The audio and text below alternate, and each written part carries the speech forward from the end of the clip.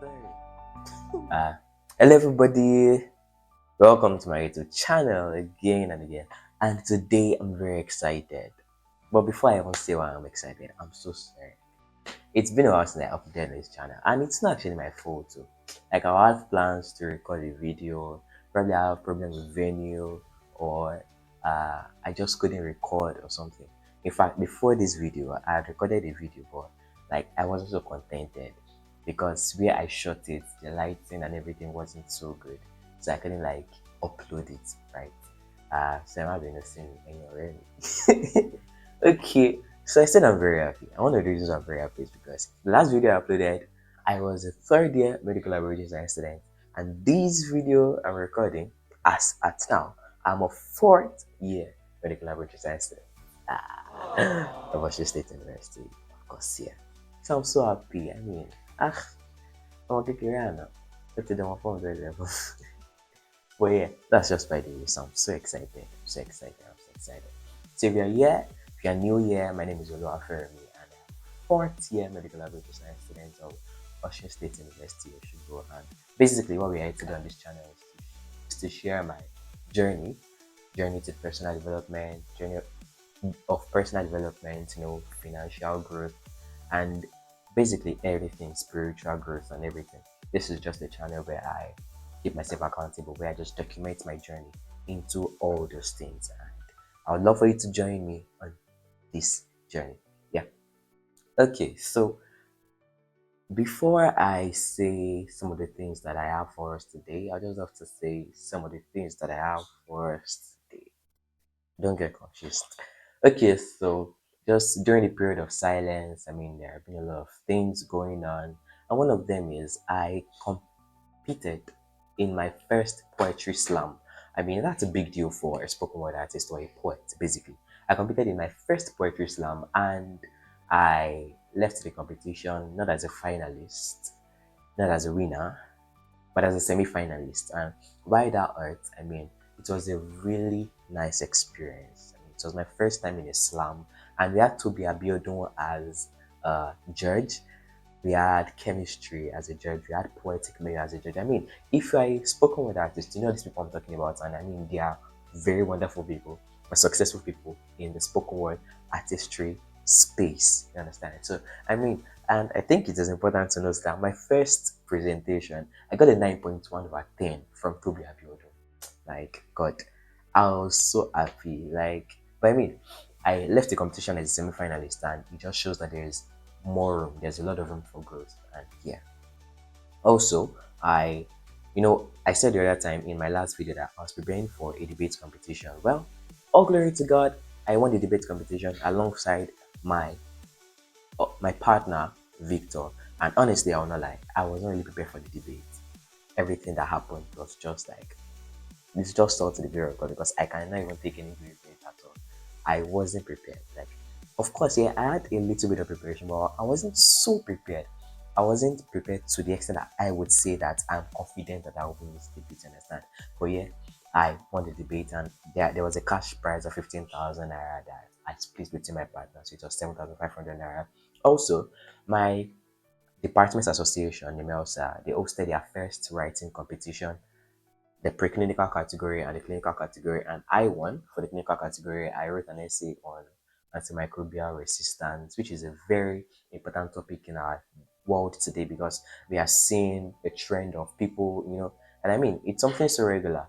The doctor will prescribe a drug to you, and then you feel you are okay, so you stop using the drug, and unknowingly to you, the bacteria or whatever it is that you are treating is just developing more resistance to it. So by the time you come down with that same thing again, the drug is not working for the bacteria because it has already grown resistance to it. You understand? So antimicrobial resistance is a topic that I'm very passionate about. That I feel that everybody's supposed to know about because it's among the top causes of death worldwide. Yes, that's it. Yes, and there was a cash prize of 25,000 naira. Yeah, so I mean, those were some of like the wonderful things that happened behind the curtain. And also, I contested to be the academic director of my department, the academic director one of my department, and I won. So presently, I'm the academic director one elect of my association. which is the Nigerian Medical Laboratory Science Association of Nigeria, Union Osun chapter. I'm not the academic director one elect, yeah. Okay, so also I remember that in my last video I said I was reading Richest Man in Babylon. I think I said so, yeah. So now I'm done with Richest Man in Babylon. If you want to know some of the lessons I learned, check my previous video. I also started Rich Dad Poor Dad and I finished it. So I'll just be sharing like two lessons I learned from Rich Dad Poor Dad. And one of them is work to increase your assets, not your liabilities. And I mean, speaking from a guy that doesn't even have a salary. But right now, one of the greatest things I can invest in is my knowledge, is my mind, is what I know, right? So it says that work to increase your assets, not your liabilities. And the reason is this: what liabilities do is to just suck your money, suck your income. Once your salary drops or once you get any income, what liabilities do is just to remove from your money. And I mean, they just remove and they don't add anything to your money. But what assets do is assets make more money for you. Understand? So as much as possible, try to reduce your liability and increase your assets. So when you get your money, when you get your salary, when you get anything that's bringing money for you, try to acquire more assets than liabilities. And that is a way that you can get more money into your account. And one other thing, of course, there are so many things I learned, but another thing I learned is that if at any point in time you are seeking to start a business, you are seeking to start something, try to get advice from professional people. Try to get advice from those who have done that same thing and they are successful in it. Those that you see that, okay, yeah, I've seen that this person has done this thing and this person is doing well in it. So that person gives you advice from a professional standpoint, not from, for example, if you come to ask me about probably a field in fishery, probably come to ask me about fishery, I mean, I'll just tell you probably based on my primary school knowledge because I'm not really a professional in the field.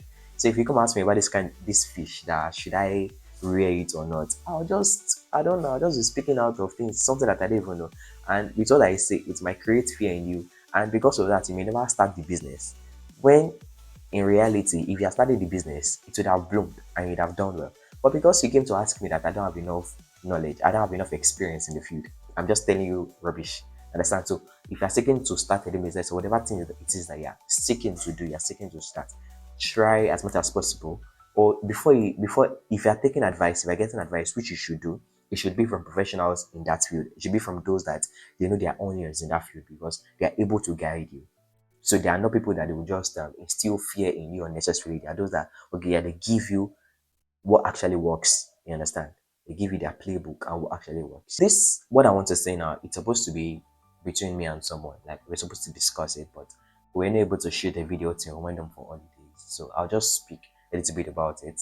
Probably in my next video, I'll get to speak more about it. So if I'm able to cover what I'm going to cover today, that's just about it. So it's a very common phenomenon.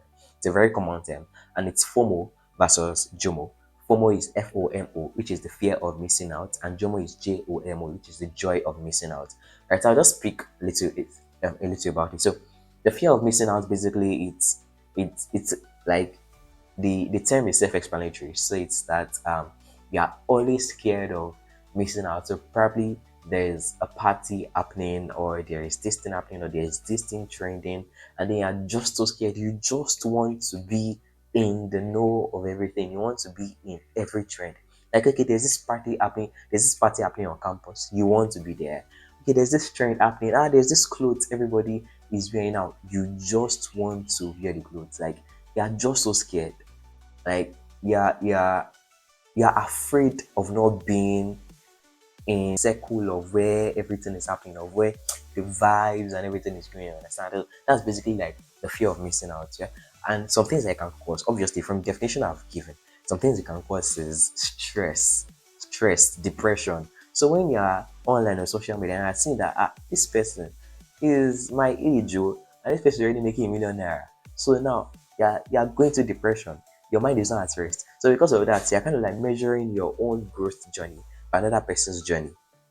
And I mean, everybody, our fingers are not equal, right? So you cannot measure your own journey by another person's journey. You don't know when the person started. Because you people are the same age does not mean people started at the same time.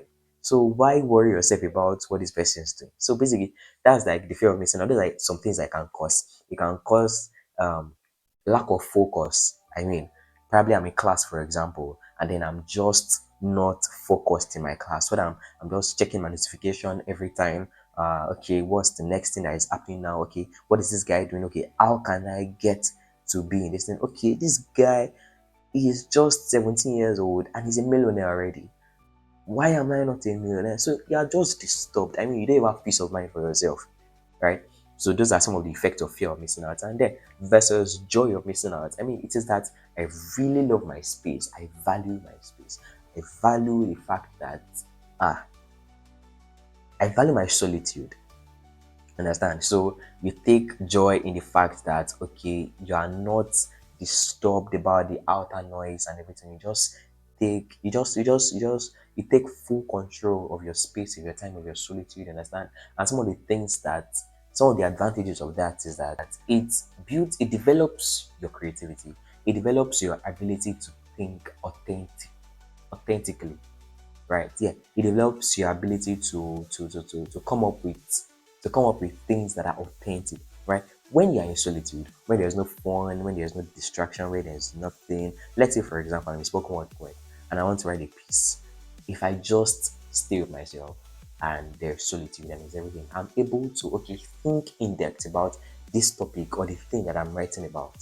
So contrary to let's say I have the fear of missing out and I just want to write as good as everybody writes, and then I'm just constantly so like I'm not even thinking on my own again.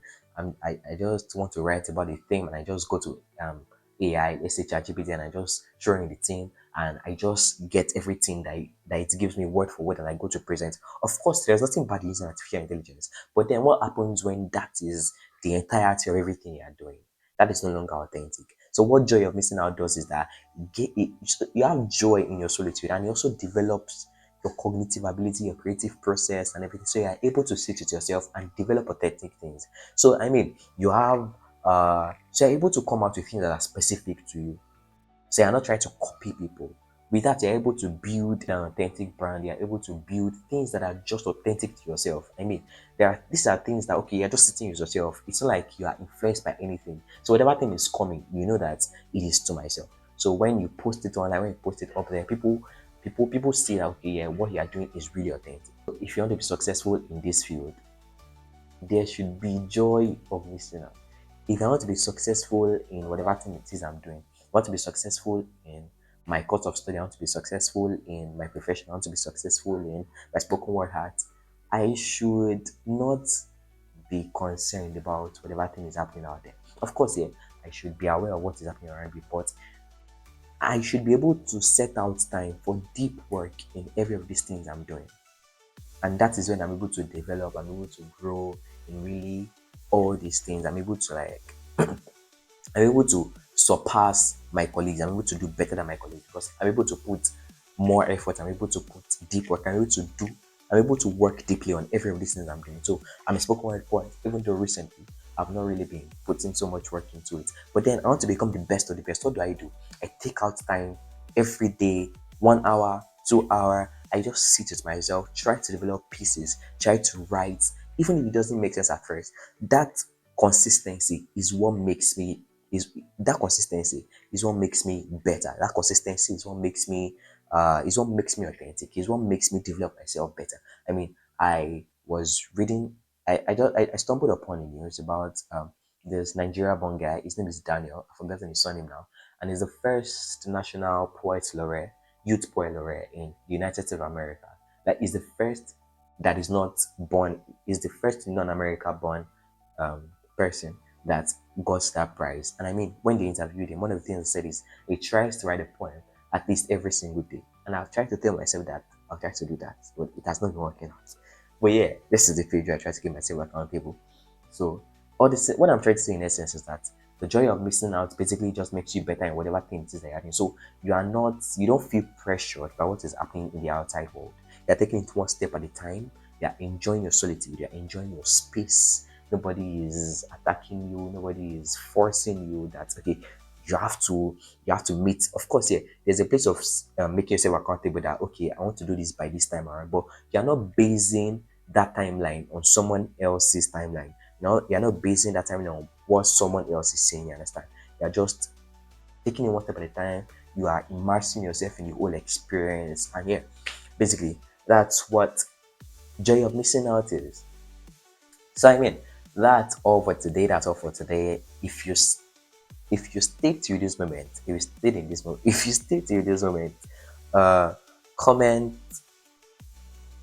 If you stay to this moment, comment a star, comment a star, comment a star. Yeah, put a star in the comment section. I will know that you stay to this moment. If you stay to this moment, thank you so much. You guys are the real OGs. Once again, my name is Oluwaferanmi Adioye, and I'm on a journey to financial freedom, personal development, spiritual development, and spiritual growth, and what have you. So till next time, bye bye.